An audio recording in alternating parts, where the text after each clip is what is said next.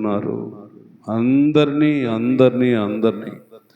పరిశీలన చేస్తున్న దేవుడా, నీ వాక్యం ద్వారాగా మరలా నువ్వు మనుషులతో మాట్లాడటానికి, మనుషులలో ఉన్న లోపాలు సరిచేయటానికి, మనుషులను మరలా నీతిమంతులుగా చేయాలని నీ ఆలోచనలతో ఈ 40 దినాలనే ఉపవాస పండుగలుగా మాకు ఇచ్చావు. క్రమం తప్పగా ఆరాధిస్తున్నాం. కానీ నీ వాక్యం ద్వారాగా తెలియచేయబడిన మాటలే మనుష్యుడు ఎవరు కూడా పాటించట్లేనట్టుగా మరలా నీ దృష్టికి కనబడుతూ ఉంటే వారిని చూసినప్పుడు ఎందుకు వీరి కోసం ఇంత త్యాగం చేశాను నేను?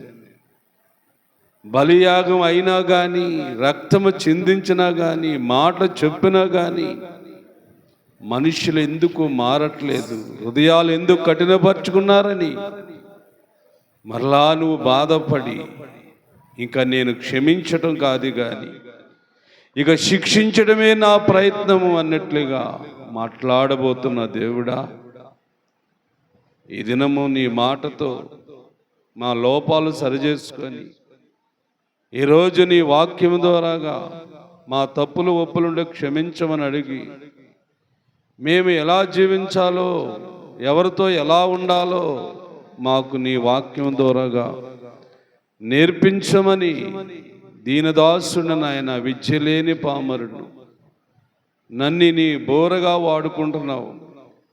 నీ వాక్యమును నాకు నేర్పించి నీ గ్రంథాన్ని నాకు తినిపించావు. నీ వాక్యములో ఉన్న సంగతులని మరలా ప్రజలకు చెప్పటానికి నిలబడుతున్నాను. ఏదేమైనా నాలో ఏమైనా లోపాలుంటే నాయన సరిచేసి నీ వాక్యమును చెప్పటమే కాదు కానీ ఆ వాక్యమును నెరవేర్చాలి. ఇతరులకి బోధించే నీవే నీకు నువ్వు బోధించుకోవా అని హెచ్చరించిన దేవుడా, బోధలు అదే చేసేవాళ్ళు చాలామంది ఉన్నారే కానీ తిరిగి దాన్ని అనుసరించేవారు చాలా చాలా చాలా తక్కువైపోయారు నాయన. అందుకే ఖండిస్తున్నావు, అందుకే గద్దిస్తున్నావు, అందుకే హెచ్చరిస్తున్నావు. సరి చేసుకుంటారా?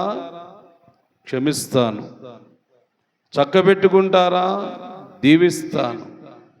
కఠినపరుచుకుంటారా? శపిస్తాను అని మాట్లాడిన దేవుడా, నీ వాక్యం ద్వారాగా నీవే మాట్లాడి నీ ప్రజలతో ముఖాముఖిగా ముక్కుసూటిగా మాట్లాడు. ఈ వాక్యం నాకు నచ్చలేదు అని తిరుగుబాటు చేసేవాళ్ళు ఉంటే వారిని ఏం చేస్తావు అది నీ ఇష్టం. ఈ వాక్యము నా కోసమే దేవుడు చెప్పాడు అని మనసులో అయా సంతోషిస్తే వారిని దీవిస్తానన్నావు. కాబట్టి నీ వాక్యం ద్వారాగా, నీ ఆత్మ ద్వారాగా మా అందరితో మాట్లాడమని యేసు నామమున అడుగుచున్నాను తండ్రి, ఆమేన్.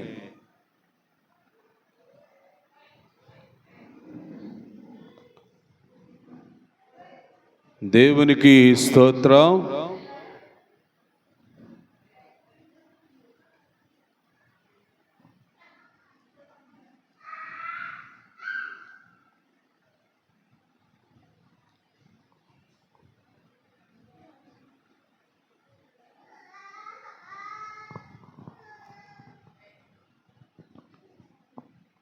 దేవునికి స్తోత్రం. ప్రభునందు ప్రియమైన దేవుని బిడ్డలారా, ప్రభు యేసుక్రీస్తు నామం పేరట మీ అందరికీ వందనాలు తెలియపరుస్తున్నాను.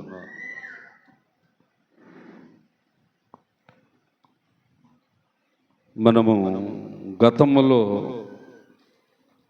ఒక క్రమముగా దేవుని వాక్యం మీద పరిశోధన చేస్తున్నాం.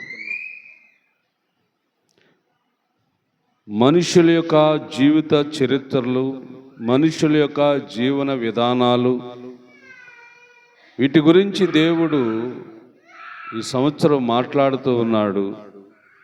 మరి ఆలకిస్తున్న మీరే ఎలా ఉంటున్నారు అన్నది తెలుసుకోండి. మీ మట్టుకు మీరు భూమి మీద బతికేస్తున్నారు. ఎలా బతుకుతున్నారు అన్నది మీకు అర్థం కావట్లేదు. పశువులు బ్రతుకుతున్నాయి, పక్షులు బ్రతుకుతున్నాయి, ఏవండి, నేలను ప్రాకే పురుగులు, ఏవండి, ఇవన్నీ కూడా జీవిస్తున్నాయి. మరి నీ జీవితం ఏంటి? నీ బ్రతుకు? మానవుడువు కదా, నీకు దేవుడు జ్ఞానం ఇచ్చాడు కదా, ఆత్మనిచ్చాడు కదా. దేవుడు నీకేమిచ్చాడో నీకు తెలియట్లేదు. బుద్ధి లేని వారిగా బ్రతకటానికి ఇష్టపడకండి. దేవుని వాక్యం ఇది. వాక్యాన్ని పక్కకు నెట్టేస్తున్నావు, నీ ఇష్టానుసారమైన జీవితాన్ని జీవిస్తున్నావు. ఇది నీకు ఏదో మంచిది అనుకుంటున్నావు. దేవుడు శపిస్తాడు, జాగ్రత్త. నువ్వెంత దేవుని బిడ్డవని చెప్పుకున్నా, నువ్వెంత దేవుల్లో ఉంటున్నానని నువ్వు చెప్పుకున్నా, నీ క్రియ, నీ ఆలోచన, నీ మనసు ఆలోచనలు దేవునిగా నచ్చపోతే వెంటనే ఒక మొత్తుతాడు, ఆశారాజును మొత్తునట్లుగా. తెలుసా సంగతి నీకు? తెలుస్తుందా మనకి? బైబిల్ అంటే ఎగతాళైపోయింది ఈనాడు ప్రజలకి. దేవుడు చెప్పే బోధలంటే ఇష్టం లేనట్లుగా ఉంటున్నారు. బోధించేవాళ్ళు అలాగా ఉంటున్నారు, ఆలకించేవాళ్ళు కూడా అదే ఆలోచనలో ఉంటున్నారు. పనికి మాలిన ఆలోచన. దేనికి బోధిస్తున్నావు నువ్వు? ఎవరికి బోధిస్తున్నావు నువ్వు? నీకు బోధించుకుంటలేదా నువ్వు? నీకు నువ్వు బోధించుకోమని ఉందా బైబిల్లో లేదా? బోధించేవాడికి దేవుడు చెప్తున్నాడా లేదా? ఆలోకించేవారికి దేవుడు చెప్తున్నాడా లేదా? చెప్తున్నాడంటే ఏం చేయమని చెప్తున్నాడు అంతే. ఏం చేయమన్నాడు? చెప్పునట్లుగా నీ జీవితాన్ని మలచుకో, మార్చుకో. నీ ఎదుట ఉన్నవారు కానీ, నీ వెనక ఉన్నవారు కానీ ఒకవేళ నీలాగా జీవించలేకపోతున్నారేమో, నీలాగా భక్తిపరులుగా లేకపోతున్నారేమో. మరి వాడిని ఏం చేయాలి మనం? వాళ్ళు ఏం చేయాలండి? నువ్వే నీతిమంతుడు, నీవే నీతిమంతురాలు అని గొప్పలు చెప్పుకుంటున్నావా? తప్పగా గోతులో పడే రోజు వస్తుంది. సొలొమోను లాంటి వాడే పడ్డాడు, సాంసోన్ లాంటి వాడే పడ్డాడు, దావీదు లాంటి వాడే పడ్డాడు. ఆ గతి రాకూడదు నీకు, జాగ్రత్త. ఆ సమస్యగా ఉందా దేవుడంటే? నీ ఇష్టం అనుకుంటున్నావా? దేవుని మాట ఎలా పడితే అలా ఆలకిస్తున్నావు, భయం లేకుండా భక్తి చేస్తున్నావు. పనికి మాలిన ఆలోచన. ఈరోజు వాక్యాన్ని గురించి దేవుడు మాట్లాడటానికి ఇష్టపడుతున్నాడు. ఇది దేవుడు మాట్లాడుతున్నాడని నువ్వు ఆలోచించకపోతే నీ అంత శాపగ్రస్తుడు మరొకడు ఉండరు. ఏమండి, నీ అంత శాపగ్రస్తుడు మరొకడు ఉండరు. ఆలకిస్తున్నావు వాక్యాలు? దేనికి ఆలకిస్తున్నావు? ఎందుకు ఆలకిస్తున్నావు? నేను ఎవడు రమ్మన్నాడు ఇక్కడికి ఆలయంలోనికి?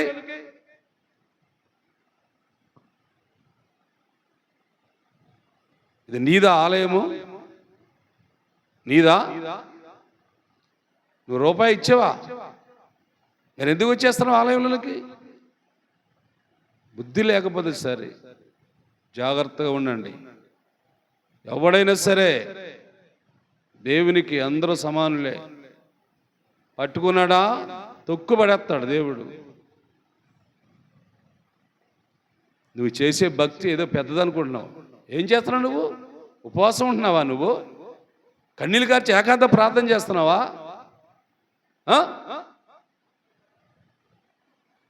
ఎక్కడ గడుపుతున్నావు నువ్వు సమయాన్ని?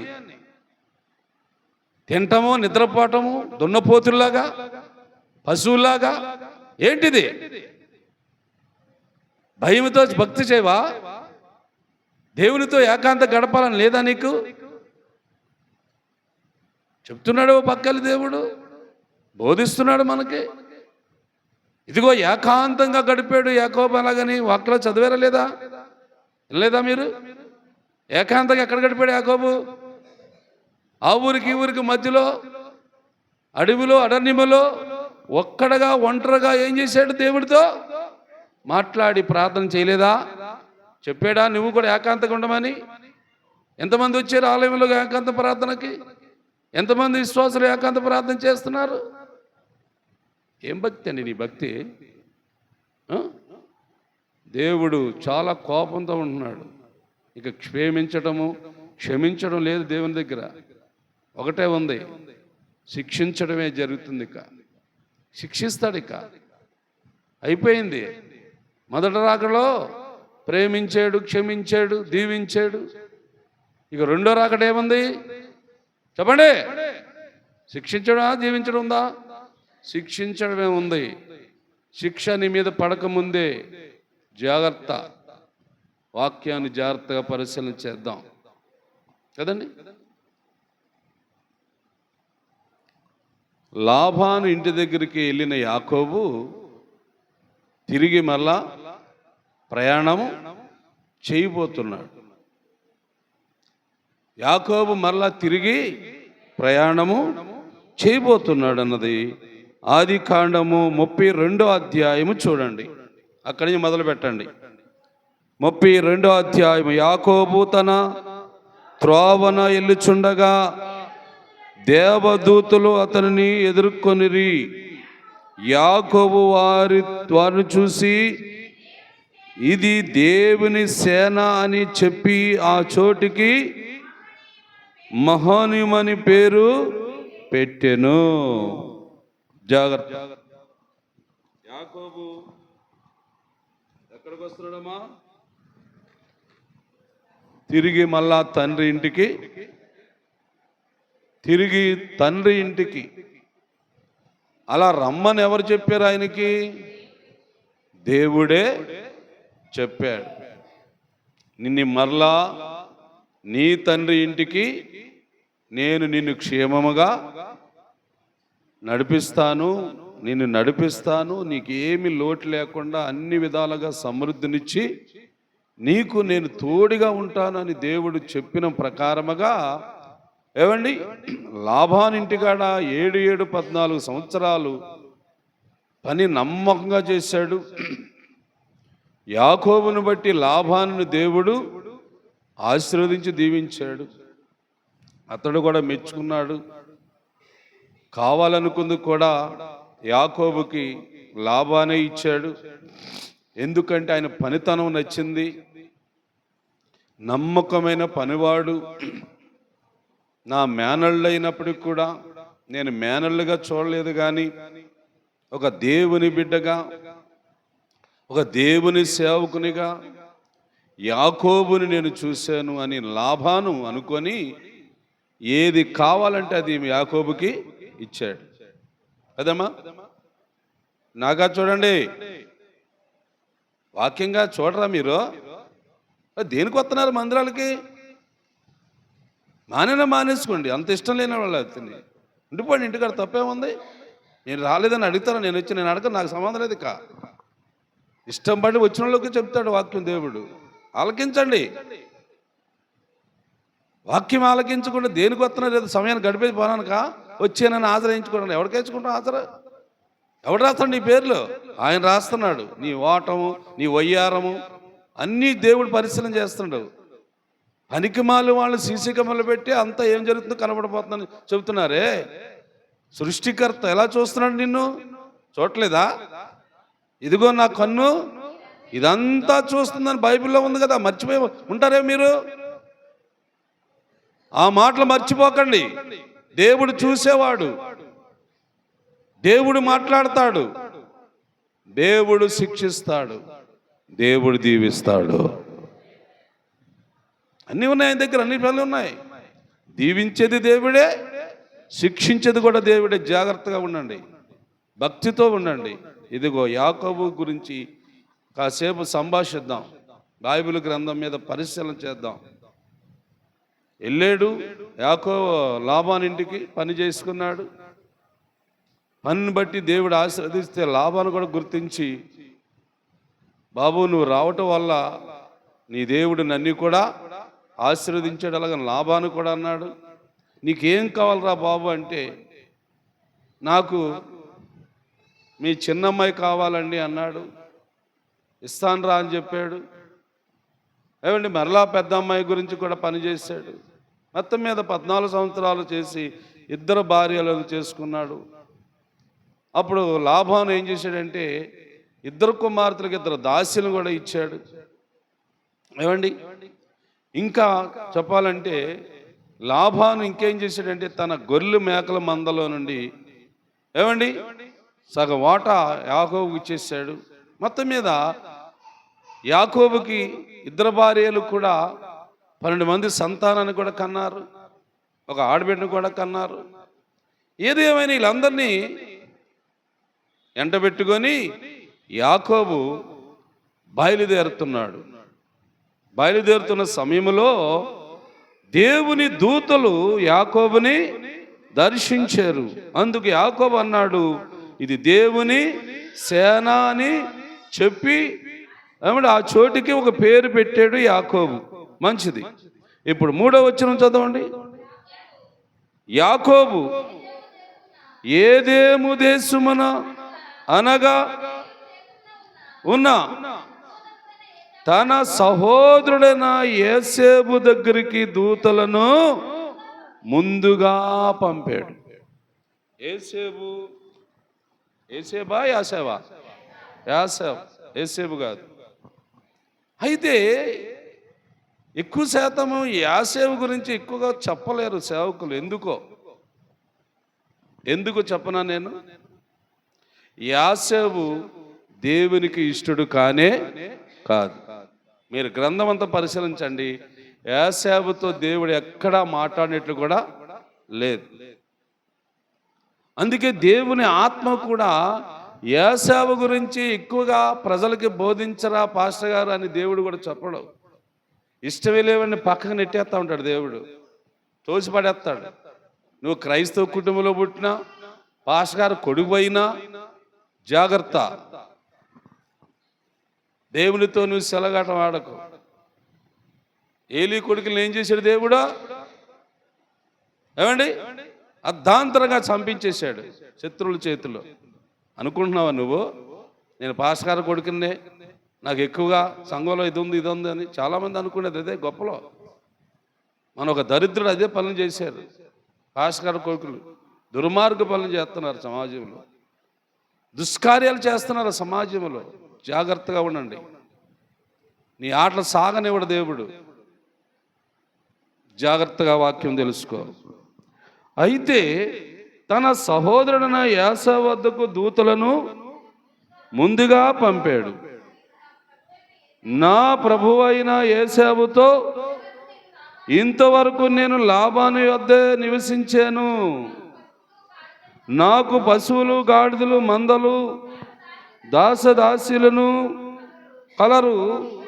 నీ కటాక్షము నా మీద కలుగునట్లుగా నా ప్రభువునకు తెలియనని నీ సేవకుడైన యాకోబును నేను అనినని వారికి ఆజ్ఞాపించి ఆ దూతలను యాకోబు వద్ద నుండి తిరిగి ఏమండి అంటే యాకోబు గారు ఏమనుకున్నాడంటే, మా అన్నయ్య యోసేపు అన్నవాడు నా మీద కోపంతో ఉన్నాడు. అయితే దేవుని సేనగా వచ్చిన దూతలో లేక యాకోబు దగ్గర ఉన్న పనివారునో ఎవరో ఒకరిని ముందుగా ఏం చేస్తున్నాడంటే యోసేపు దగ్గరికి వెళ్ళండి, ఇలాగ మీ తమ్ముడైన యాకోబు మమ్మల్ని పంపించాడు అని చెప్పండి అని తన దగ్గరున్న పనివారినో ఏమండి లేక దూతలు వచ్చారు, మరి ఆ దూతల్లో పంపించాడు యాకోబు. అయితే వారు వెళ్ళినప్పుడు యోసేపు అన్న అతను ఎలా ఉన్నాడో చూడండి వాక్యంలో. ఆ దూతలు తిరిగి వచ్చి మీ సహోదరుడైన యోసేపు దగ్గరికి వెళితిమి, అతడు 400 మందితో నిన్ను ఎదుర్కొని వచ్చుచున్నాడని చెప్పగా యాకోబు మిక్కిలి భయపడి తొందరపడెను. ఏమా యాకోబు భయపడి అయ్యో ఇంకా మా అన్నీ కోపం చల్లారలేదా, ఇదేంటి 400 మందిని వేసుకొని వస్తున్నాడంట, నేనేమి చేయగలరా బాబు, నేను ఏం చేయను ఇప్పుడు. చూడండి, ఈ మాట నువ్వు జాగ్రత్తగా నీ గుండెలో దాచుకోవాలా. ఇద్దరికి అన్నదమ్ములే, ఇద్దరు రక్త సంబంధులే, కానీ యాసేబులో ఏముందని నువ్వు గమనిస్తున్నావు? యాసేబులో ఏముందని నువ్వు తెలుసుకుంటున్నావు? మాట్లాడరే, మిమ్మల్ని అడుగుతున్నాడు. యాసేబులో ఏముంది?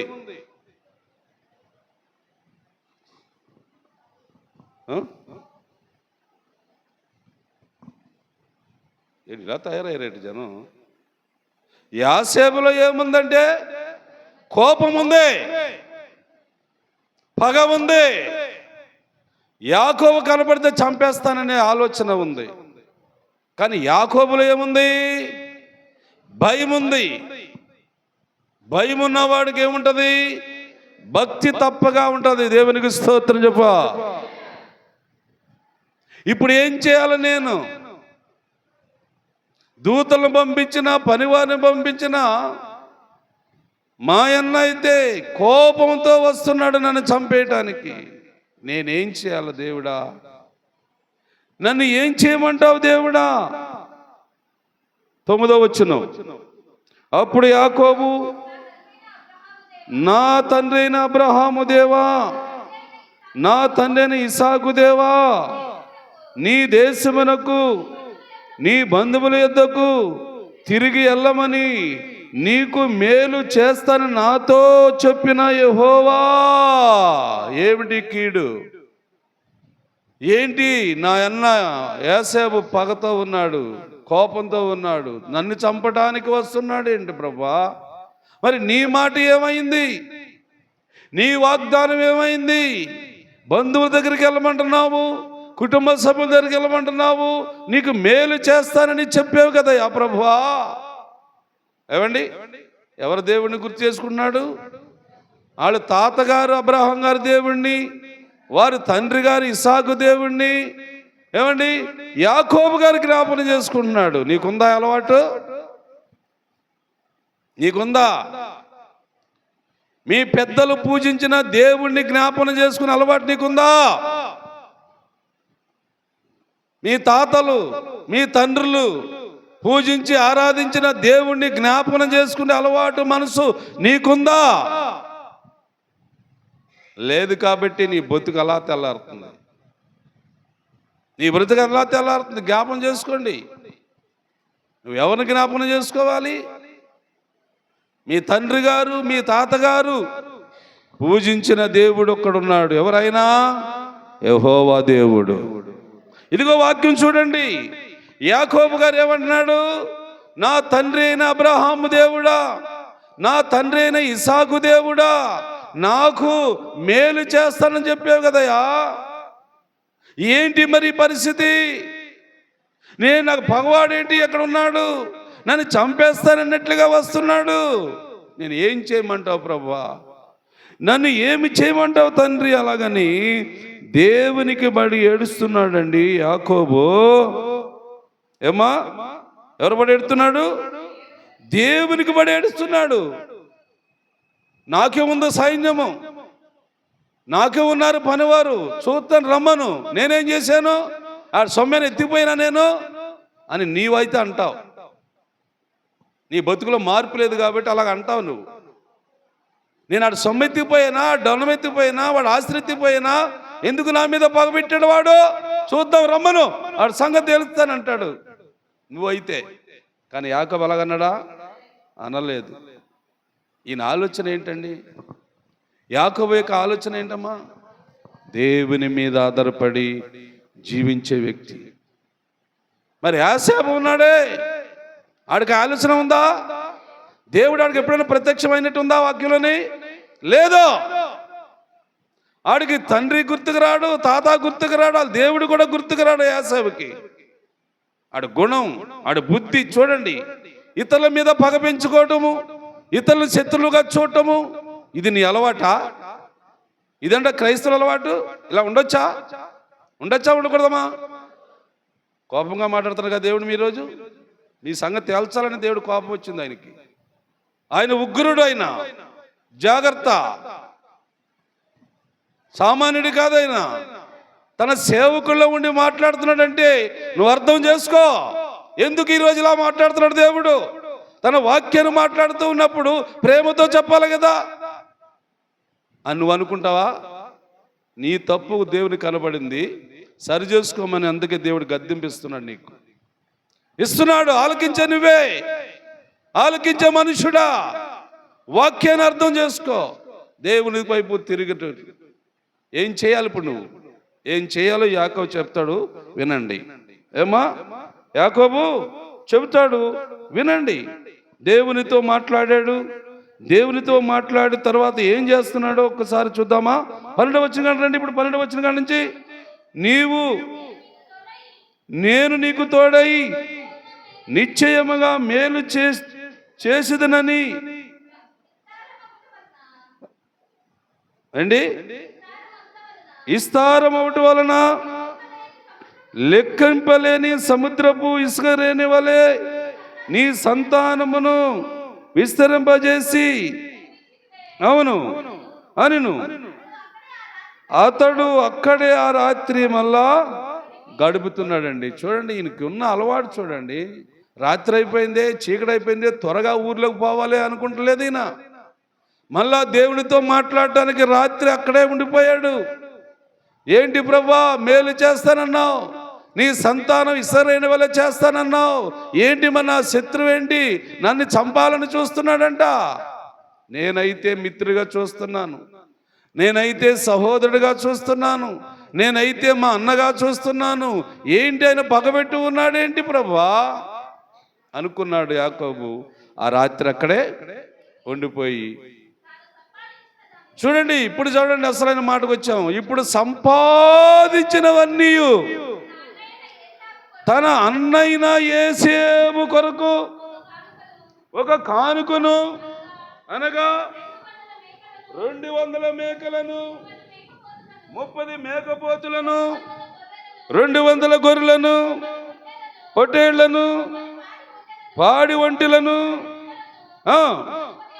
ఆవులను, ఆబోతులను, ఆడగాడిదలను, పిల్లలను తీసుకొని, ఏమండి, మందలను వేరువేరుగా తన దాసుల చేతికి అప్పగించి, మీరు మందకు నాకంటే ముందుగా మీరు సాగి పొందలగని తన దగ్గర ఉన్న పనివారికి ఆయన 14 సంవత్సరాల నుంచి కష్టపడి సంపాదించిన ఆస్తులన్నిటినీ ఎవరి కోసము అర్పణగా పంపిస్తున్నాడు? తన అన్నైన యోసేపు దగ్గరికి తీసుకువెళ్ళండి బాబు, నాకు సంపాదన లేకపోయినా పర్లేదు, నాకు ఆస్తి లేకపోయినా పర్లేదు, ముందు వాడి కోపం చల్లారాలి, ఎందుకంటే వాడిన రక్త సంబంధి, మా ఇద్దరము కొట్టుకొని చచ్చిపోతే అవమానం కదా. చూడండి ఎలా ఆలోచించాడు యాకోబు. పగుందా యాకోబులోను? పగుందమా? లేదు. ఏముంది మరి? ప్రేమ ఉంది, దయ ఉంది, జాలి ఉంది, కనికరం ఉంది. ఏమండి, సంపాదించుకున్న ఆస్తులు కూడా వద్దలు ఇచ్చేస్తున్నాడంటే ఏ మనసు ఉంటే ఇస్తాడండి అలాగా?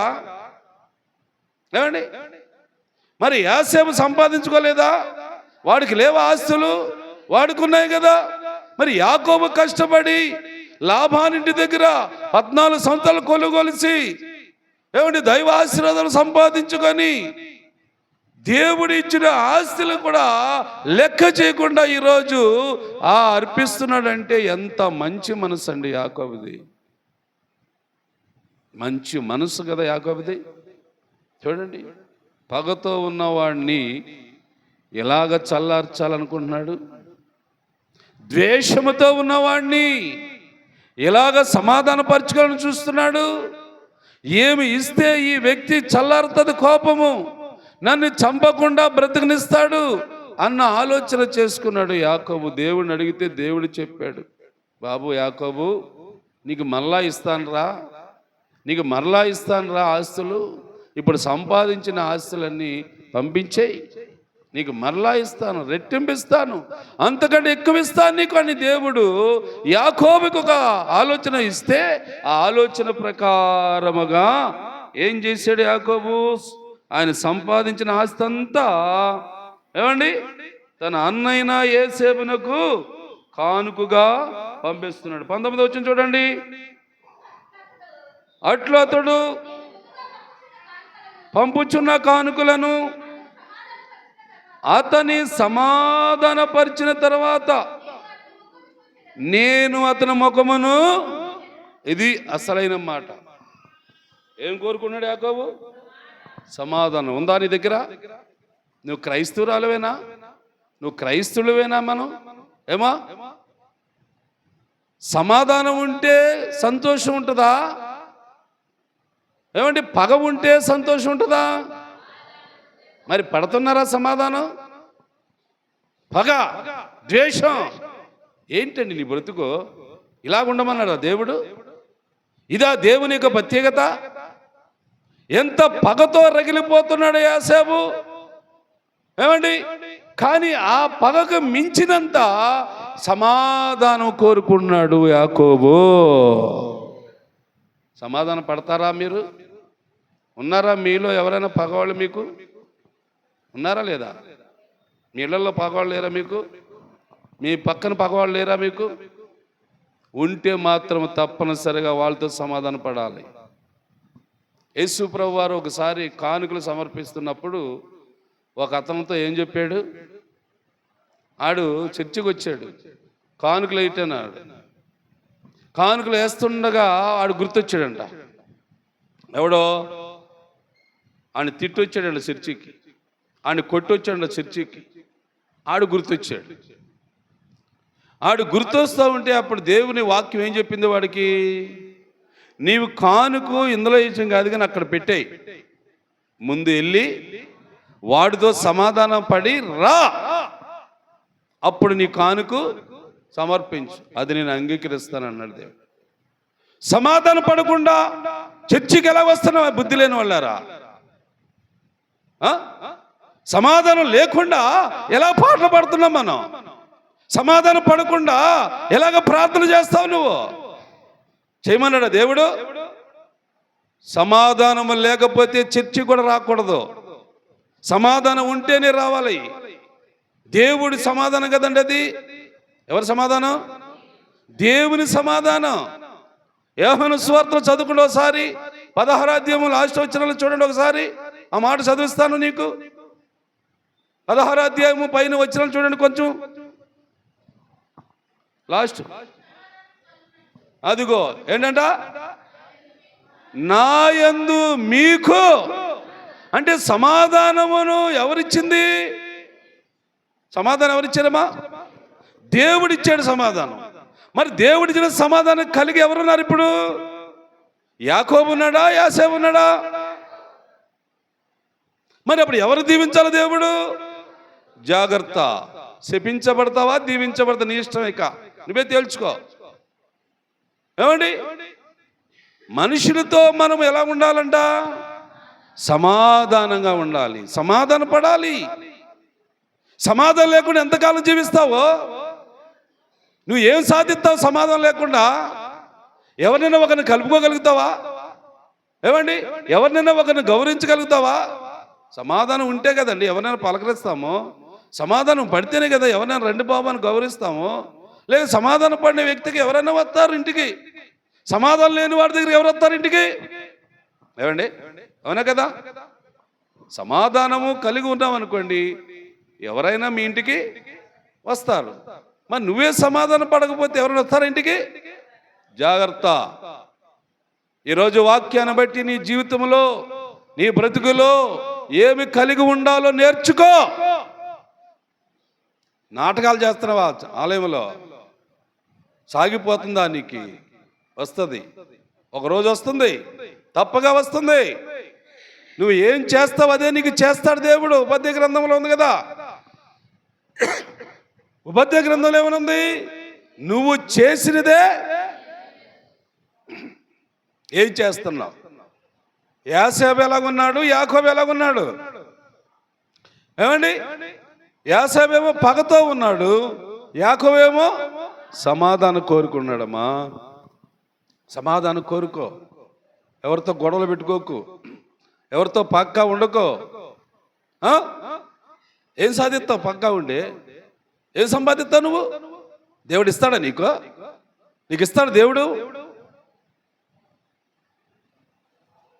పగ పెంచుకున్నావా? ఏమండి, నరుని కోపం అంట దేవుని చిత్తమును. అందుకే యాకోబుకి దేవుని యొక్క దర్శనం లేదు, దేవుని ప్రత్యక్షత లేదు. ఇస్సాకు కొడుకే ఏశావు అన్నవాడు. ఏమండి, యాకోబుకి అన్నే ఏశావు అన్నవాడు. దేవుడు ఎవరికి ప్రత్యక్షం అవుతున్నాడు? ఏమండి, సమాధానం కోరుకునే వ్యక్తికే ప్రత్యక్షం అవుతున్నాడు అండి. సమాధానం ఎవరిచ్చింది? దేవుడిచ్చింది. మరి ఆ సమాధానాన్ని కోరుకోబట్టే యాకోబుకి దేవుడు తోడు ఉంటున్నాడు. యాకోబును బట్టి దీవించబడుతున్నారు జనము.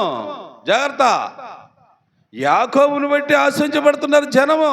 నీ మట్టుకు నువ్వు కాదు. నువ్వు అనుకుంటున్నావా? ఏమండి, యాకోబుని దేవుడు దీవిస్తే ఆ వ్యక్తి ఆ ఇంటికి వెళ్తే ఆ ఇల్లు దీవించబడుతుంది. నువ్వేమనుకుంటున్నావు? నాకే వస్తుంది, నేను తినేస్తున్నాను అనుకో, పశువులా తింటున్నావు ఇంట్లో పడి. సిగ్గుండాల మనిషికి, భయం ఉండాలా, భక్తి రావాలా, దేవుని ఇష్టాన్ని నెరవేర్చడానికి పూనుకోవా నువ్వు? చూపిస్తున్నాడుగా వాక్యం దేవుడు, తెలియపరుస్తున్నాడుగా దేవుడు వాక్యము. దీన్ని బట్టి నేను నేర్చుకొని నీ అలవాట్లు మార్చుకోవా? నీ ఆలోచన మార్చుకోవా? ఇంకా పగతోనే ఉంటావా? అలా ఎన్ని సంవత్సరాలు ఉంటావు పగతోనే? మార్చుకో, లేకపోతే శిక్షిస్తాడు దేవుడు.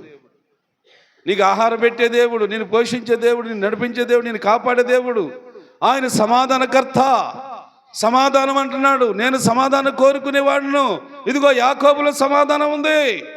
యాకోబు ఇప్పుడు యోసేపుతో ఏమనుకుంటున్నాడు? మా సమాధానము కలిగి ఉండాలని అనుకుంటున్నాడు యాకోబు. తర్వాత చదవండి. అప్పుడు అతడు కటాక్షిని అనుకొని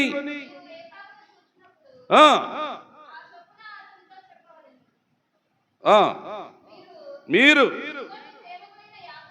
ఇదిగో నీ సేవకుడైన యాకోబు మా వెనక వచ్చుచున్నాడని చెప్పవలని రెండోవానికిని మూడోవానికిని అవును కానుకలను ముందుగా పంపించి, అవండి మళ్ళీ ఇక్కడ కూడా మరొక రాత్రి కదండి. అంటే ఎన్ని రాత్రులు దేవుని సముఖంలో గడపాలనుకున్నాడు యాకోబు? ఎన్ని రాత్రులు ఏకాంతముగా ప్రార్థన చేయాలనుకున్నాడు యాకోబు? అలవాటైందా? మనకి అలవాటు ఉందా? అసలు రాత్రులు వేసే అలవాటు ఉందా? ప్రార్థన చేసే అలవాటు ఉందా? గురకలు పెట్టేనా? ఎన్ని గంటలైనా, ఎంతకాలమైనా, ఎన్ని సంవత్సరాలైనా అదే నిద్ర. ఈ నిద్ర దరిద్రం అండి నీకు.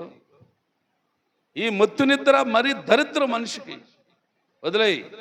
ఇదిగో యాకోబు మళ్ళా తన పనివారితో చెప్పి కానుకలు, డబ్బులు, మేకలు, గొర్రెలు, గాడిదలు, ఏమిటి ఒంట్లు, గేదెలు, ఆవులు, ఆంబోతులు అన్నీ కూడా కానుకగా పంపించాడు. ఎందుకని? ఆయన కోపాన్ని చల్లారాలి. నాతో కూడా సమాధాన పడాలి మా అన్నయ్య. నేను ఒక్కనే సమాధానంగా ఉంటానని చెప్తే కాదు, నా ఎదుటి వ్యక్తి కూడా సమాధానంగా ఉండాలి. నీ గొప్పలు అయ్యనా? నా మట్టుకు నేను సమాధానంగా ఉంటాను. నా మట్టుకు అది ఎలా సమాధానం అవుతుందండి? నీ మట్టుకు నువ్వు సమాధానంగా ఉంటే సరిపోద్దా? ఎదుటి వ్యక్తిని కూడా సమాధానపరచవా?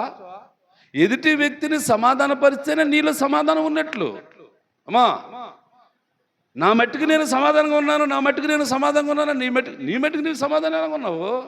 ఎదుటి వ్యక్తితో సమాధానం పడట్లేదు కదా, ఎదుటి వ్యక్తిని సమాధానంతో మాట్లాడట్లేదు కదా. ఇక నీలో నీవు ఎలా సమాధాన పడ్డావని నీకు అర్థమవుతుంది? కాదు కాదు కాదు, నువ్వు మరొక వ్యక్తితో సమాధానం పడితేనే నీలో సమాధానము ఉన్నట్లు కదా. సమాధానపరిచే వారి గురించి దేవుడు ఎంత గొప్పగా చెప్పాడండి. ఇతరులతో సమాధాన పడటము, ఇతరులతో ప్రేమగా మాట్లాడటము, ఇతరులను కలుపుకోవటము, ఆ వాగ్దానము లేదా మాట ఎంత గొప్పదని బైబిల్లో రాసి ఉందండి. అవునా? మత్తయి సువార్తలో రాశాడు కదా, సమాధాన పరిచేవారే దేవుని కుమారులు. దేవునికి కుమారులు సమాధాన పరిచేవాళ్ళే. సమాధాన పరచకుండా జీవించేవాడు ఎవరు కుమారులు? సైతానికే. సైతాను కుమారులు. ఏమండి, క్రైస్తవుడు ఇస్సాకు ఆడి కడుపును పుడితే మాత్రం ఎందుకు నీ బతుకు? ఆడి కడుపును పుడితే మాత్రం ఎందుకు నీ బతుకు? మార్పు లేదు నీలోని, పగ, కోపం. ఇదేంటి ఎంతకాలం ఇలాగా? అందుకే దేవుని ప్రత్యక్షత లేదు ఏశావుకి, అందుకే దేవుని దర్శనం లేదు ఏశావుకి. చూసుకోండి, ఒకసారి చరిత్ర చదువుకోండి మీరందరూ. అందుకే యాసావు గురించి ఎవరు బోధించరు, యాసావు గురించి ఎవరు గట్టిగా చెప్పరు. ఎప్పుడు చెప్పినా సరే యాకోబు గురించే సేవకులు బోధిస్తారు. యాకోబు ఇలాంటి వాడు ప్రార్థనాపరుడు, భక్తిపరుడు, విశ్వాసీయుడు, ఏమండి ఇంత గొప్పవాడు, దేవుని దర్శనం చూస్తున్నాడని యాకోబు గురించి గొప్పగా పొగుడుతారు ప్రజలు కూడా. దేవునికి స్తోత్రం. ఈరోజు నీ పరిస్థితి ఎలా ఉంది? మార్చుకుందామా? మార్చుకుంటారా? మార్చుకుంటారా? ఎదుటి వ్యక్తితో సమాధాన పడతావా? సమాధానంగా మాట్లాడతావా? ఈ రోజు నుంచి తేలిపోయింది అనుకో, ఇక నీ బతుకులో ఇక తెరవడదు. తెలుసుకో, బ్రతుకులోనే స్థిరముండదు, జీవితంలోనే స్థిరముండదు. ఎన్ని సంవత్సరాలైనా అదే బ్రతుకు. దేవుడు చెబుతున్నాడు, దేవుడు చెబుతున్నాడు, హెచ్చరిస్తున్నాడు. దేవుని హెచ్చరికను ఎవడైనా సరే వ్యతిరేకించాడా వాడికి ఉన్నట్టే. ఇంకేమవుతుందో, ఇంకా ఏం చేస్తాడో ఆయన ఇష్టం. అది దేవుని చిత్తమే కదండి జరిగేది. నీ ఇష్టం జరుగుతుందా? నువ్వేం చేయగలుగుతావు? సమాధానం పడకుండా జీవిస్తావా? ఏముంది? ఎంత ఉంది నీ దగ్గర ఆస్తులు? ఏమున్నాయి? నువ్వు సంపాదించావా? ఎందుకో ఒకటి ఇస్తేనే కానీ నీకు బతుకు బయటకు పట్టలేదే. ఏమండి, సంపాదన అంతా యాకోబు ఇచ్చేసాడా లేదా? ఇచ్చేస్తున్నాడండి. ఎందుకు ఇచ్చేస్తున్నాడంటే ఆలోచించుకో. దేవుడు ఆశీర్వదించిన యాకోబు తను సంపాదించిందల్లా పెట్టేస్తున్నాడు. బాబు నాకు వద్దులేరా బాబు, నేను తినపన పర్లేదురా, మా అన్నకి ఇచ్చాను రా, వాటికి వెళ్ళి తీసుకెళ్ళి ఇచ్చాను, మందలు, మేకలు, గొర్రెలు అన్నీ ఇచ్చాడని యాకోబు మాట్లాడాడు. మాట్లాడితే అప్పుడు ఏం జరిగిందో చూద్దాం. తర్వాత చదువుమా. ఆ రాత్రి అతడు లేచి 2 భార్యలను, దాసీలను, 11 మంది పిల్లలను తీసుకొని దాటిపోయి యాకోబు వారిని తీసుకొని దాటించి పంపివేశాను. యాకోబు మాత్రమే ఒక్కడే మిగిలిపోయాను. యాకోబు ఒక్కడే. ఇక మొత్తం గొర్రెలు, మేకలు మొత్తం అటుకులు ఇచ్చాను, మా అన్నకి ఇచ్చండి బాబు, ఇచ్చేయండి, నాకు లేపన పర్లేదురా, నేనేదో సల్లగా తాగిన బ్రతుకుతాను, నేను ఆస్తులు కూడగట్టలేదు, ఆస్తులు సంపాదించలేదు, ఆస్తులు పట్టుకొని రాలేదు నేను భూమి మీదకి. దేవుడు ఇస్తే ఇస్తాడు, మళ్ళీ నాకు అనుకున్నాడేమో, ఇచ్చేసాడు. ఏమండి, తర్వాత యాకోబు ఒక్కడే మిగిలిపోయి తెల్లవారి వరకు పెనుగులాడెను, చూసి కొట్టెను. అవును, అవసరం. ఇదంతా మనకు తెలుసు కదా, ఈ చరిత్ర అంతా మనకు తెలుసు అనుకోండి. ఇక రాత్రే యాకోబు దేవునితో ఏమండి పెనుగులాడి దైవ దర్శనం చూసి, అప్పుడు యాకోబుని దేవుడు ఏం చేశాడు? ఇశ్రాయేలుగా మార్చేశాడు. ఇశ్రాయేలుగా మార్చేశాడు. ఇశ్రాయేలుగా మారిన యాకోబు తన అన్నతో ఏమండి ఎలాగ గడపాలనుకుంటున్నాడు? తన అన్నతో ఎలాగ ఉండాలనుకున్నాడు? 35వ అధ్యాయం రండి. ఇప్పుడు యాకోబు దేవుడు చూడండి, ఇక్కడ దేవుడు యాకోబుతో, నీవు లేచి బేతేలుకి వెళ్ళుము, అక్కడ నివసించి నీ సహోదరుడైన యోసేపు ఎదుట ఉండి పారిపోయి దేవునికి బలిపీఠము కట్టమని చెప్పగా యాకోబు తన అవును, దేవునికి స్తోత్రం. ఏమండి, ఇక ఏశావుకి ఏమి రాలేదు, సమాధానం పడే అవకాశమే రాలేదండి వాడికి. వాడు పగతో రగిలిపోతున్నాడు. ఎన్ని ఇచ్చినా మాత్రం వాడు కోపం చల్లారలేదు, ఎన్ని పెట్టినా మాత్రం వాడు కోపం చల్లారలేదు. ఇంకా పారిపోరా బాబుగా, ఇంకెందుకు లేరు ఆడితే నీకు సమాధానం, ఇంకా బోళ్ళ మంది ఉన్నారులే, వాళ్ళందరితో నువ్వు సమాధానం పడేలాగని యాకోబుకి దేవుడు చెప్పాడండి. అలా యాకోబు ఏశావు వేరువేరైపోయారండి. ఇక యాకోబు యొక్క ఏమండి చరిత్రలోకి వెళ్ళిపోదాం. యాకోబుకు పుట్టిన పిల్లల గురించి చూద్దాం. యాకోబు యొక్క పిల్లల పరిస్థితి ఎలా ఉందో ఇప్పుడు చూద్దాం. యాకోబు ఏమో సమాధానం కోరేవాడు. ఏం బాబు? యాకోబు సమాధానం కోరేవాడు, కానీ యాసేవు మాత్రము సమాధానం కోరలేదు. యాసేవు పగవాడై శత్రువుగా మారిపోయాడు, శాపానికి గురైపోయాడు, దేవుని దీవెనకు దూరం పోయాడు. ఇంకా దాని చరిత్ర కాదు కానీ మనం ఇక యాకోబుకు పుట్టిన 12 మంది యొక్క సంతానం గురించి కొంత చదివి మనం ముగించుకుందాం. మన సమయం అయిపోతుంది కాబట్టి చూడండి. ఇప్పుడు రండి 37వ అధ్యాయంకి రండి. ఇప్పుడు 37వ అధ్యాయం చూడండి. యాకోబు తన తండ్రి పరదేశిగా ఉండిన కానాను దేశములో నివసించి, యాకోబు వంశావళిదే, యేసేబు వాడై తన సహోదరులతో కూడా మందను మేపుచుండెను. అతడు చిన్నవాడై తన తండ్రి యొక్క భార్య అయిన కుమారుల యొద్దకు ఉండెను. అప్పుడు యేసేబు వారి చెడితనమును గూర్చి సమాచారము వారు తండ్రి యొద్దకు తెచ్చుతూ ఉండెను. ఇక యాకోబు కుమారులకు వచ్చేసాం. అర్థమైందా? యాకోబుకి ఎంతమంది కొడుకులు? 12 మంది. ఈ యేసేబు ఎన్నోవాడు? యేసేబు ఎన్నోవాడమ్మా? 11వ వాడా?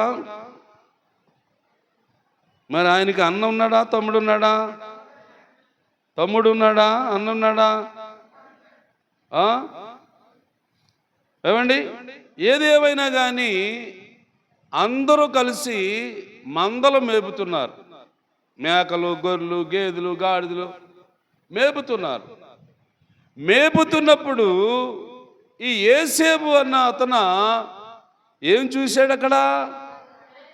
అన్నలు చేసే చెడితనము. ఏం చెడితనం ఉంటుంది అక్కడ? ఇప్పుడు గొర్రెలు, మేకలు, మందలు తోలుకెళ్ళి అడవిలోకి వెళ్తారు కదమ్మా. అడవిలోకి వెళ్ళిన వాడు చేసే చెడితనం ఏంటి అసలు? మేకలు, గొర్రెలు మేపేవాడు చెడితనం ఏం చేస్తారండి? ఆలోచించండి. ఈ చెడు సమాచారం అంతా ఎక్కడ మోసుకొస్తున్నాడు యేసేబు? తండ్రి దగ్గరికి. నా అభిప్రాయం చెబుతున్నాను, బాగా ఆలోచించుకోండి. అంటే ఆ గొర్రెలు, మేకలు, ఏమండి గేదెలు, ఆవులు, ఎక్కువగా పశువులు ఉన్నవాడు కాబట్టి యాకోబు కొడుకులందరినీ ఆ పశువుల మేపనేది పంపించాడు. వారు చేసే చెడితనం ఏంటంటే ఆ గొర్రెల మందలో, మేకల మందలో కొవ్వుని వాటిని అమ్మేసుకొని ఆ డబ్బుల్ని వృధాగా ఖర్చు పెట్టేసి ఏమి ఎరగనట్లుగా మళ్ళీ యాకోబు దగ్గరికి వచ్చేస్తున్నారు. ఇది చూశాడు యేసేబు. ఇది చూసి ఏమంటున్నాడు తెలుసా? నాన్న, అన్నయ్యలందరూ కలిసి ఇలాంటి చెడితనం, చెడు కార్యాలు చేస్తున్నారు, చెడు కార్యాలు చేస్తూ ఉన్నారు అని తండ్రికి చెబితే తండ్రి అడుగుతున్నాడు, ఏంట్రా ఇలా చేశారంటే ఏంటి? మీ తమ్ముడు ఇలా చెప్పాడు అని అడిగితే, ఇదేంటి మేము ఎక్కడ చేసాము నాన్న? చూసుకో, వెళ్ళి గొర్రెల మంద చూసుకో, ఏం తగ్గయేమో, మేకల మంద చూసుకో, ఏమైనా తగ్గయేమో అని ఇలాగా డంబమైన మాటలు చెప్పేస్తున్నారు. ఎవరితోని?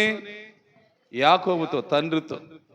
ఇక తండ్రి ఏమనుకున్నాడు? సరేలేరా, చాలా గొర్రెలు, మేకల మందలు ఉన్నాయి కాబట్టి ఏదో ఒకటి పోతే ఏమో కాక అన్నట్లుగా ఈయన భావించేసుకొని ఇంకా అలాగే ఊరుకున్నాడు. ఇంకా ఇంకా ఇంకా రెచ్చిపోతున్నారు వాళ్ళు. ఎవరో? అన్నయ్యలు. ఇది చూడలేకపోతున్నాడు యోసేపు, ఇది తట్టుకోలేకపోతున్నాడు యోసేపు. ఇదేంటి, తండ్రి ఏమో నమ్మకముగా ఈ మందల మేపమని అందరినీ సమానంగా పంపిస్తాడు కదా, అందరికి సమానంగా ఇచ్చాడు కదా, ఏంటి ఇలా చేస్తున్నారు అలాగని ఇంకా ఈయనకి బాధ కలిగి యోసేపు తట్టుకోలేకపోతున్నాడండి. మంచిగా చేసి నాన్న దగ్గరికి వెళ్ళి అడిగి ఓ గొర్రెనో మేకనో తీసుకొని అమ్ముకొని తింటే బాగుంది కదా, నాన్న కళ్ళు కప్పెట్టేసి ఎందుకు ఈ పనులు చేస్తున్నారు అన్నట్లుగా యోసేపు యొక్క అభిప్రాయం. ఎందుకు అంటే యోసేపు చెడుని చూస్తే సహించేవాడు కాదు. చెడు అంటే ఆయన అసహించుకునేవాడు, చెడు చెయ్యడు, అవండి చెడు చెయ్యనివ్వడు. ఈ మాట గుర్తుపెట్టుకో, చెడు చెయ్యడు, చెడుని చెయ్యనివ్వడు. ఎందుకని? యోసేపు దేవుని ఆత్మ కలిగిన వాడు, యోసేపుకి దేవుని దర్శనం ఉంది. ఏమండి, యోసేపుకి దేవుని యొక్క ప్రత్యక్షత ఉంది, దేవుని యొక్క ఆలోచనలతో నడిచేవాడు యోసేపు. అందుకే ఒక సామెత ఉంది కదా మన సమాజంలో, ఏంటంటారు? చెడి చూడను, చెడి మాట్లాడను, చెడి వినను. ఉందా నీకు అలవాటు? చెడి చూడగానే ప్రేమించవా, నీకు పతనమే. చెడిని విసర్జించవా, నీకు దీవెనే. అమ్మా తెలుసుకుంటారా వాక్యాన్ని? చెడి పనులు చేసి ఏదో సంపాదిద్దాం అనుకుంటున్నావా? చెడి కార్యాలు చేసి ఏదో అభివృద్ధి పొందాం అనుకుంటున్నావా? చెడి చెడి చెడి చెడి దేవుడు అసహించుకుంటున్నాడు. చెడి చేసేవారిని, చెడి చూసేవారిని, చెడి మాట్లాడేవారిని దేవుడు అసహించుకుంటున్నాడు. దయించి దేవుని వాక్యాన్ని అర్థం చేసుకో. చెడి పనులు చేయకూడదు. ఏమండి, యథార్థంగా బ్రతుకుదాం. ధనము రాకపోయినా పర్లేదు, అవునా, ఆస్తులు కూడకపోయినా పర్లేదు, చల్లని గంజి తాగి తృప్తి పొందుదాం. దేవునికి స్తోత్రం కదా. బైబిల్ ఏమనుంది? నీకు కలిగిన దాంతో తృప్తి పొందు, నేను నిన్ను విడవను. ఎబ్రీ పత్రికలో ఉంది కదా. ఏమండి, ఇదిగో యోసేపుకి వీళ్ళు చూస్తా ఉంటే అసహ్యం పడుతుంది. ఏంట్రా ఇలా చేస్తున్నారు దేవుడా, ఏంటి ప్రభా, ఏంటి ఎప్పుడు మారుతారా, ఎప్పుడు మార్పు వస్తుందా, అలాగని ఇలాగే చేసుకుంటూ వెళ్తున్నాడు, చూసుకుంటూ వెళ్తున్నాడు. యాకోబు పట్టించుకుంటలేదు, యాకోబు గట్టిగా నిలదేయట్లేదు. యాకోబు సమాధాన పరిచేవాడు కదా. అల్లరి ఎందుకు లేరా బాబుగా, గొడవలు ఎందుకు లేరా బాబుగా, సమాధానం ఉండండిరా, సమాధాన పడండిరా, దేవుడు మీకు సమాధానం ఇచ్చాడు, మీకు సమాధానం కలుగా అన్నాడు దేవుడు. దేవుని మాట విందాం, దేవుని చెప్పినట్టు చేద్దాం. అలాగని యాకోబుదంతా కూడా దైవికమైన ఆలోచన. కాబట్టి దేవుని బిడ్డలారా, మరి ఈరోజు మీరు నేను విన్న మాటలు ఎలాంటి మాటలు చెప్పండి? సమాధానపరిచే మాటలు విన్నాం. ఎవరిని సమాధానపరచాలి? కోపంతో ఉన్నవాడు ఎవడైనా కదా, కోపంతో ఉన్నది ఎవరైనా, అది స్త్రీయే కానీ పురుషుడే కానీ, వాళ్ళని సమాధానపరచుకోండి. సమాధానంగా ఉండండి. సమాధానంగా ఉన్న కుటుంబాలు ఎంత సంతోషంగా ఉంటారండి, ఎంత ఆనందంగా ఉంటారండి. ఏమండి, ఎవరు ఏది వండుకున్నా కలుసుకొని కలుపుకొని అందరూ సంతోషంగా తింటారా, తినరా? అదే పగ పెట్టుకుంటే ఏమండి తలుపులు బిగిచ్చేస్తారు, ఏమండి డేరాలు కట్టేస్తారు. ఏమండి నీ ముఖం నేను చూడకూడదు, నా ముఖం నువ్వు చూడకూడదు. కోపం ఉంటే. అదే సమాధానం ఉంటే ఏమండి కలకల్లాడుతూ ఉంటుంది కుటుంబం అంతా. యేసు ప్రభువు వారు కూడా కోరేది అదే కదండి, మీ అందరికీ నా సమాధానము ఇచ్చేనని చెప్పాడు. కాబట్టి ఈ రోజు నుంచి ఈ వాక్యం విన్న తర్వాత నువ్వు విశ్వాసం అయితే నిజమేగా, నువ్వు నిజముగా దేవుని నమ్మిన వ్యక్తి అయితే నీకు శత్రువుగానే ఉన్నారేమో అనుకో, వారితో నువ్వేం చేయాలా? సమాధాన పడు. యోసేపు శత్రువే యాకోబుకి, సమాధాన పడ్డాడా లేదా?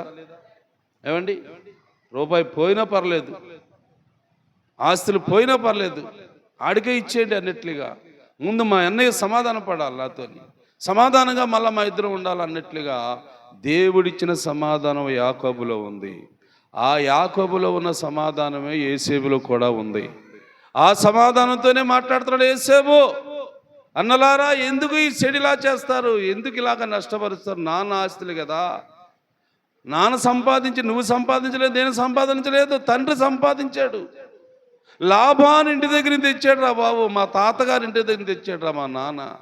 ఆ ఆస్తులు మీ చేతికి ఇస్తే మీరెంత ఇలా నష్టపరుస్తున్నారు అలాగని బాధతో మాట్లాడాడు యోసేపు. దేవుని బిడ్డలారా, ఈ రోజు నుంచి ప్రతి బిడ్డ, ప్రతి క్రైస్తవులు, క్రైస్తవురాళ్ళు అందరూ కలిసి దేవుని వాక్యము ద్వారాగా వచ్చిన సమాధానాన్ని కలిగి ఉండటానికి ఆత్మదేవుడు మనందరికీ సహాయం చేయునుగాక.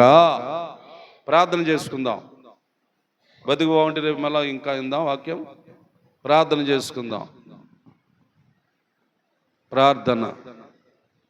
రాత్రంతా దేవునితో గడిపాడు యాకోబు. ఆయనకు పుట్టిన కుమారుడు యోసేపు. చెడి అంటే చెడిని చూసి సంతోషించేవాడు కాదు.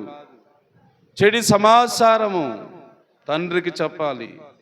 చెప్పాడు వెళ్ళి, ఈ చెడితనం కూడా నీలోని నాలో నుండి పోవాలి. నీ జీవితము దేవునితో గడపాలి, ప్రార్థనలో ఎక్కువ గడపాలి.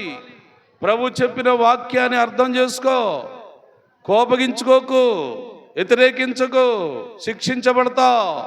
నీ మేలు కొరకే దేవుడు చెబుతున్నాడు, నీ ప్రయోజనం కొరకే దేవుడు బోధిస్తున్నాడు.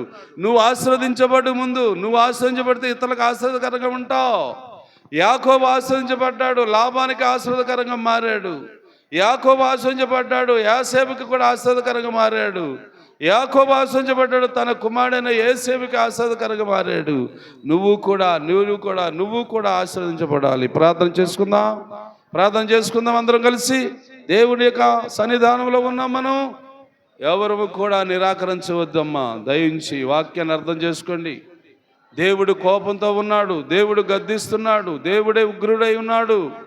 ఆయన శిక్షించడానికే రేమదూత వస్తున్నాడు. ఆయన దీవించేవాడు, శిక్షించేవాడు కూడా.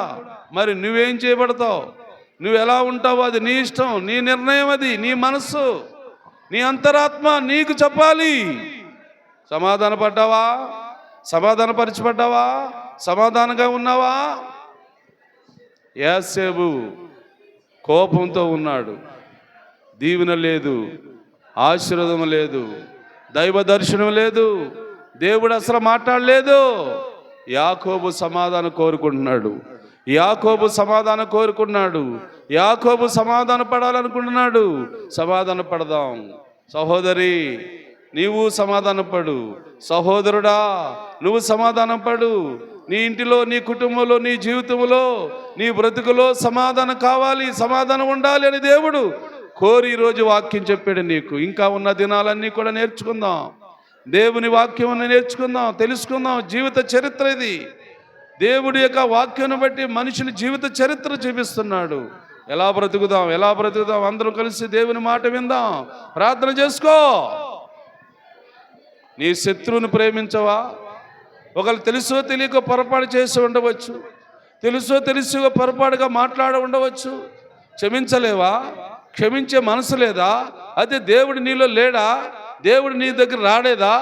అయితే నువ్వు పగతోనే ఉంటావా, కోపంతోనే ఉంటావా? అలాగైతే దైవ దర్శనాలు ఏమైపోతాయి? ప్రార్థన. పరిశుద్ధాత్మ దేవుడా, ఇలాగ నాయన గొప్ప సంగతులు నాయన బోధిస్తున్నావు. ఒక్కొక్క మనిషి జీవిత చరిత్రను ఎవరి చెబుతున్నావు. ఇదిగో మీరు భూమి మీద ఉన్నారు కాబట్టి, భూమి మీద ఉన్న మీకు సమాధానం కావాలని నేనే కురిపించాను. సమాధాన పడండి, సమాధానంగా ఉండండి, సమాధాన సంబంధమైన బంధాలే ఏర్పరచుకోండి. సమాధాన పరిచేవారే ధన్యులు, వారి దేవుని కుమారులు, దేవుని కుమార్తెలని నాయన వాక్యాన్ని బోధించి మాట్లాడిన దేవుడానికి స్తోత్రములు. గత కాలములో నాయన ఎన్నో సంగతులు బోధించావు అయ్యా. మరి హానోకు గురించి, అయా ప్రభా నోహు గురించి, అయా అబ్రహాం గురించి, అయా యాకోబు గురించి, అయా ఇసాక్ గురించి, అయా ఈరోజు యోసేపు గురించి కూడా మొదలు పెట్టినందుకు స్తోత్రము నాయన. వీళ్ళందరూ క్రైస్తవ కుటుంబంలో జన్మించారు. అయా యోసేపు అన్నవాడే తప్పిపోయాడు, కానీ యాసేపుతో ఉన్నవారే తప్పిపోతున్నారు కానీ, మళ్ళా యాకోబు కుమారులు 11 మంది కూడా దారి తొలుగుతున్నారు కానీ, అయ్యా ఏం జరగబోతుందో చరిత్ర నువ్వు వివరించి చెబుతున్నావు, చరిత్ర ప్రభ ఇడబరి చెబుతున్నావు. మీరు కూడా నేర్చుకోండి. పగతో ఉండకండి, కోపాలతో ఉండకండి, ద్వేషముతో ఉండకండి.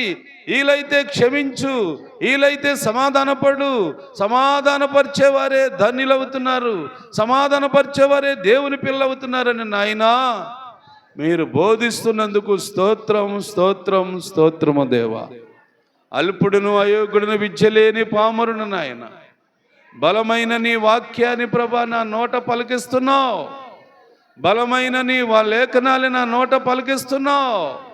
నన్ను ప్రభా నీ నోటి బోరగా వాడుకున్నందుకు స్తోత్రము నాయన. ఇన్నా వాక్యమును ప్రభా ఆలకించిన మనుషులందరూ అర్థం చేసుకొని ఆ ప్రకారంగా జీవించినట్లుగా నీవే వారితో మాట్లాడి, ఇంకా దర్శనంలో మాట్లాడు, కలలో మాట్లాడు. నువ్వు ఎందుకు పగతో ఉన్నావు, ఇంకా ఎందుకు నువ్వు కోపంతో ఉన్నావు, ఎందుకు నువ్వు ఇతరులు ప్రేమించలేకపోతున్నావు? నన్ను ప్రేమిస్తున్నావా? నన్ను ప్రేమిస్తే నీ సహోదరులు కూడా నువ్వు ప్రేమించు. నేను ఎక్కడో ఉన్నా నీకు కనబడకుండా నన్ను ప్రేమిస్తానని చెప్తున్న నీవు నీ సహోదరుని నువ్వు ఎందుకు ద్వేషిస్తున్నావు? నీ ఎదుట ఉన్న నీ సహోదరుని ద్వేషించి నువ్వు నన్ను ప్రేమిస్తానని చెప్తే అది మోసము కదా, అది అక్రమ అన్యాయం కదా అని మాట్లాడుతున్న దేవుడా నీకు స్తోత్రములు నాయన. ఈరోజు వినిపించిన వాక్యాన్ని బట్టి అయ్యా ప్రతి బిడ్డ గద్దింపుకి లోబడినట్లుగా, హెచ్చరికకు లోబడినట్లుగా, వారి జీవితాలు సరి చేసుకున్నట్లుగా, వారి బ్రతుకులు చక్కపరుచుకున్నట్లుగా, నీ కొరకు నాయన నీతిగా, నిజాయితీగా, యథార్థముగా బ్రతికితే ఆశీర్వదిస్తానన్నావు కదా ప్రభువా, దీవిస్తానన్నావు. కాబట్టి నాయన అలాగ మమ్మల్ని అందరినీ నీకు ఇష్టానుసారంగా సిద్ధపరిచి, నడిపించి, దీవించి మహిమ పొందమని యేసు నామమున అడుగుచున్నాను తండ్రి. పరలోకమందున్న మా తండ్రి, నీ రాజ్యము వచ్చుగాక, నీ చిత్తము పరలోకమందు నెరవేర్చినట్లు భూమి మీద నెరవేరునుగా. అనుదిన ఆహారం నేడు మాకు దయచేయము. మా యెడల అపరాధములు చేసిన వారిని మేము క్షమించిన ప్రకారం అపరాధములు కీడును తప్పించము. రాజ్యము, శక్తి, మహిమ నిరంతరం నీవే నావు తండ్రి. ఆమేన్.